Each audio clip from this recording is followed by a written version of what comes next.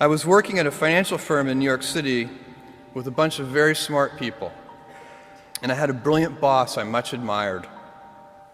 I went to my boss and told him I was going to start a company selling books on the internet. He took me on a long walk in Central Park, listened carefully to me, and finally said, "That sounds like a really good idea, but it would be an even better idea for someone who didn't already have a good job."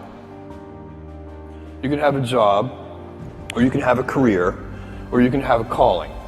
And if you can somehow figure out how to have a calling, you have hit the jackpot, because that's the big deal. I met Jeff Bezos 25 years ago, and he told me, "Dave, I want you to invest in my company." "What are you doing?" "I'm gonna start a bookstore in my garage." "Okay, and I'm gonna put it online. People buy online, and I'm gonna ship out of my garage. But if you invest in me, Dave, someday I'm gonna be the richest man in the world. I'll do over $100 billion. First of all, there is no such thing as $100 billion 25 years ago. Statistically, there's no such thing. Countries didn't have 100, our national debt wasn't $100 billion. And this dude's telling me at 26 years old that he's gonna be the richest man in the world because he has a garage and the internet? That was his truth. No, but he did not know it, and neither did I. But the difference between him and I is I was laughing, scoffing, and jesting at him, and he was already applauding himself, going, at the right way, at the perfect time, I'm gonna make as much as I can as quickly. And I'm sitting there going, there's no way this is gonna be a big business. Do something you're very passionate about, and don't try to chase what is kind of the hot passion of the day. Seen in that light, it really was a difficult choice. But ultimately, I decided I had to give it a shot. I didn't think I'd regret trying and failing. And I suspected I would always be haunted by a decision to not try at all. After much consideration, I took the less safe path to follow my passion, and I'm proud of that choice. As a young boy, I had been a garage inventor. I'd invented an automatic gate closer out of cement-filled tires, a solar cooker that didn't work very well out of an umbrella and aluminum foil, baking pan alarms to entrap my siblings. I'd always wanted to be an inventor, and she wanted me to follow my passion. There's a military phrase that I especially love, and it says, "Slow is smooth and smooth is fast." And I have seen that in every endeavor I've ever been in.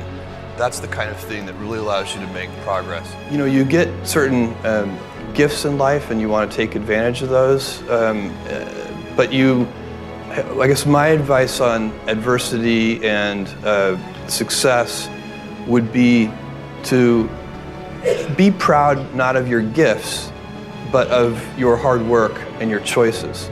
So, you may be, the kinds of gifts you get in life, you might be really good at math. It might be really easy for you. That's a kind of gift. But practicing that math and taking it to the next step, that could be very challenging and hard and take a lot of sweat. That's a choice. You can't really be proud of your gifts because they were given to you. You can be grateful for them and thankful for them. But your choices, you choose to work hard. You choose to do hard things. Those are choices that you can be proud of. You can choose. We all get to choose our life stories, and it's the choices that define us, not our gifts. Everybody in this room has many gifts. I have many gifts. You can never be proud of your gifts because they're gifts. They were given to you. You might be tall, or you might be really good at math, or you might be extremely beautiful or handsome, or there are many gifts, and you can only be proud really of your choices because those are the things that you are acting on. And one of the most important choices that each of us has, and you know this just as well as I do, is you can choose a life of ease and comfort, or you can choose a life of service and adventure. And when you're 80, which one of those things do you think you're going to be more proud of? You're going to be more proud of having chosen a life of service and adventure. There's never been a better time to be alive. I mean, it's just incredible the amount of inspiration that the world generates for me, and I think for a lot of people. It's insane, the amount of change and invention and opportunity. Your life, the life you author from scratch on your own, begins. How will you use your gifts? What choices will you make?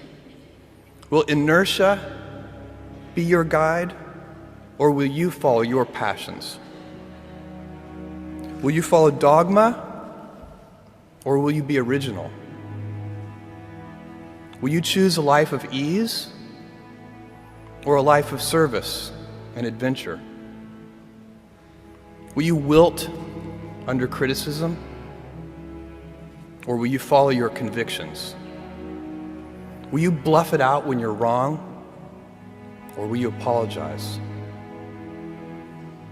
Will you guard your heart against rejection, or will you act when you fall in love? Will you play it safe, or will you be a little bit swashbuckling?